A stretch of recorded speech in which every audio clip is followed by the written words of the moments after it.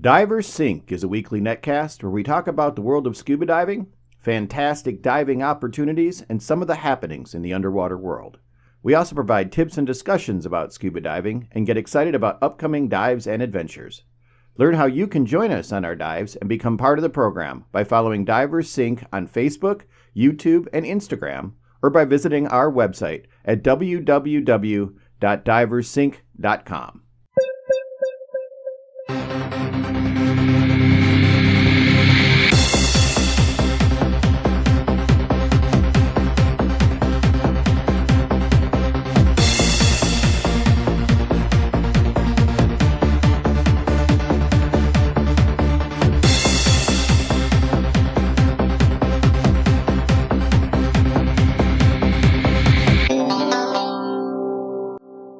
Hello and welcome to DiverSync, the netcast and podcast for scuba divers. My name's Rich Synowiec and you're listening to episode 525, again recorded in August, way late than what I wanted to, but we're going to talk about the end of May, beginning of June of my summer and all the cool diving that we've been doing and hopefully bring you guys up to speed with some of the stuff. It was, again, a really weird summer.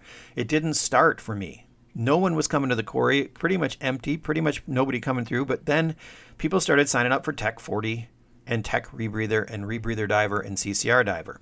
So we have guys from all over the country who were calling me and saying, hey, when's your next class? I want to sign up for it. When's this one? I'm going to sign up for it. So I had a bunch of people from all over the country this time. Guys from Oklahoma, guys from Missouri, guys from Indiana, guys from California, a couple guys from all over the North America, who were calling me to get on our square. Even one guy from Sweden called me and get on a couple charters. But May and June turned out to be pretty much 3 weeks of teaching Tech 40, Tech 60, and Rebreathers.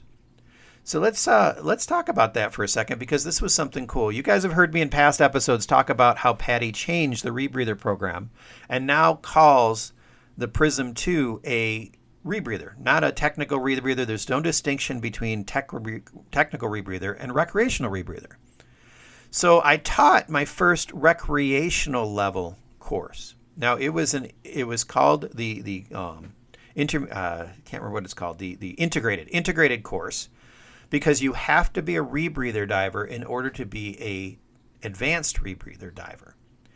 And I was trying to figure out, I had someone sign up for the integrated course because he'd not been on a rebreather before, but he qualified for advanced rebreather. So that means that he has 25 dives, plus he's got the prerequisites for advanced. Because for rebreather, you only have 25 dives, but you're limited to 60 feet.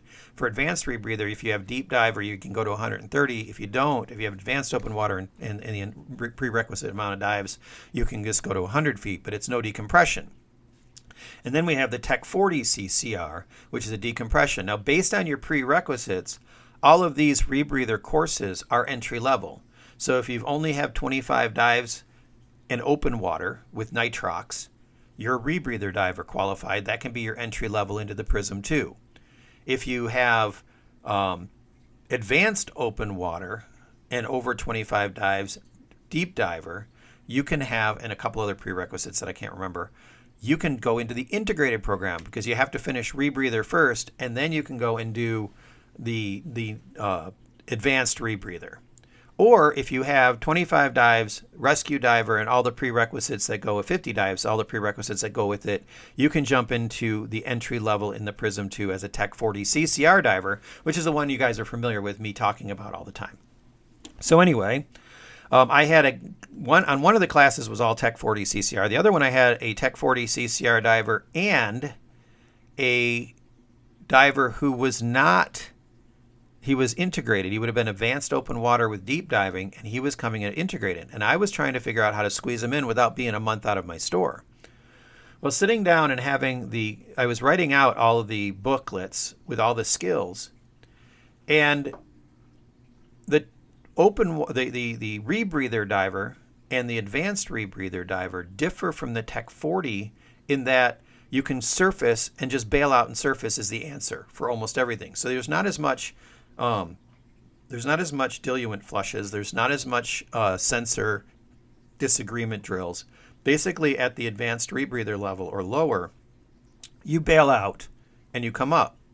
Now on Rebreather Diver, the bailout is optional, but if I include that, which I would rather do, because give the people the practice, then all of the skills on dives 1 through 4 pretty much line up, except for the Tech 40 CCR diver does a few more skills in order to facilitate the requirements of their program, because they're going to be in a place where they have to solve it underwater, where the Rebreather diver can always directly ascend to the surface. Now, Hollis requires a few skills. Hollis Rebreathers requires a few skills additional, because the way that works is the manufacturer dictates what needs to be done. So I had to teach the Rebreather diver some of the Tech 40 CCR diver skills, like how to do a diluent flush, how to do some manual stuff. But all in all, it was the first 6 dives, both of them could do that together. And so if I was going to start the class, I can start the class with 3 people, with one being a Rebreather diver, one being an advanced Rebreather diver, and one being a Tech 40, except the Rebreather diver and the advanced Rebreather diver would finish up at different levels. And they wouldn't get into decompression, where the Tech 40 CCR has to do a decompression dive on the last dive. So it was really, really cool to be able to line that up and have it just be perfect, because they all learn how to pack a scrubber the same way. They all learn how to program their computer the same way. They all learn how to do pre-checks the same way. And so it was an easy lineup, which allowed a person to be really advanced along with a person who's not as advanced as far as their diving education goes. So that was really cool. So I also did a Tech 60 CCR diver. That was cool. That was a couple people from all over the country.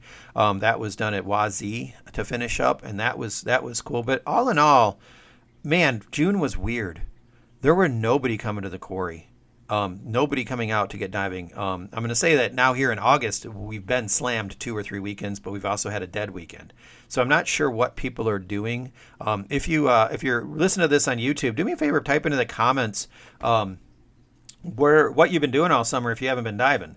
Because a lot of guys that I know have been listening to my podcast and been calling me back and forth, and some people are on the Patreon going back and forth and asking me questions and doing that, because we have a Patreon page. Thank you very much for everybody who supports that. But the tech guys have been pretty much the only ones out there diving. So that's something that's really a surprise, because we had I didn't really have a trip scheduled. We went to Milwaukee at the end of June, and that was like the first time that I became aware that it was going to be a really weird summer, because I had people call me up and say, hey, can you order this, this, and this? And I said, sure, and I'll just bring it to you this weekend. I'm not going to see you this weekend. I would be in on this trip. I'm like, you guys are signed up for charters. When did that happen? You paid in full last year. Okay, I'm not going to be there. So at least they're cool about it. They're not asking for their money back. I mean, 2 days before the trip, I can't fill their spot, so there's no really way to get it. But for the most part, we've had every single trip this year has had someone sign up for it and then not be able to go. So I think that that's probably the first true sign that COVID is over, that restrictions and lockdowns are over, and that most manufacturers and not manufacturers, most employers are now starting to try to get back to normal, because people are finding that they have to do things on weekends again, where before weekdays used to be really easy. A year ago, weekdays were easy. But it's like I said, it's been a weird summer. Election years are always a weird summer for me. So from a dive business standpoint, there's 2 things that affect my business the most that I can actually, in all my logbooks and all of my journals, I can tell you exactly what was going on. And that's if it's an election year, doesn't matter who's running or who's in office. It's just the uncertainty that goes along with election years. And I don't know, presidents don't have anything to do with anything that we're doing. I'm more worried about my city council people and the school system people than anything else. But for what it's worth, people are weird. And I think they're getting angry for stupid stuff. And I mean, it doesn't matter who you're going with, but it's weird. And the other thing that really affects my business is when gas prices are up, and gas prices are really, really up. Food prices are really, really up. My socials aren't going as well as they are because people don't eat out anymore. I haven't eaten out. That used to be a hobby of me and my family. We just all go and eat out. Now I'm back to making dinners again. And it's just because you can stomach a $70 bill and you can stomach a $100 bill. But man, when it gets up into the $130, I mean, if you're drinking, it's $150. And that can be just crazy. And I'm not drinking as much anymore because I'm getting back in. I want to be in my fighting trim, but that's kind of where it is. But the summer has kind of turned into summer now 2 months late. I'm talking about June still, and from the standpoint of having 2020 hindsight all the way back to August.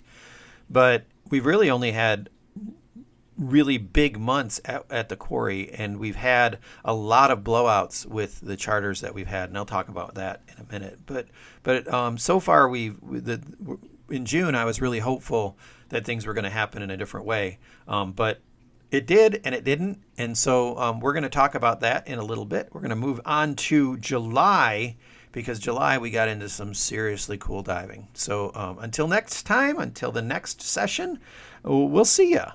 DiverSync is a cooperation between Divers Incorporated and Divers Media Group. You can download archived past editions worldwide over the internet at DiverSync.com. If you wish to support DiverSync financially, you can find us on Patreon for bonus content, announcements of live performances, product giveaways, and other opportunities to be part of the program. Help us promote our netcast by telling your friends and dive buddies to subscribe to DiverSync on YouTube and Spotify. The opinions that you hear on DiverSync are not necessarily those of any station, website, network, or advertiser. These netcasts are not intended to substitute for professional diver training. Scuba diving does involve risk and should never be attempted without the proper instructions, supervision, and training. Have any questions or comments? We'd love to hear from you. We are on Facebook and Instagram for messages, or you can email us via our website at DiverSync.com.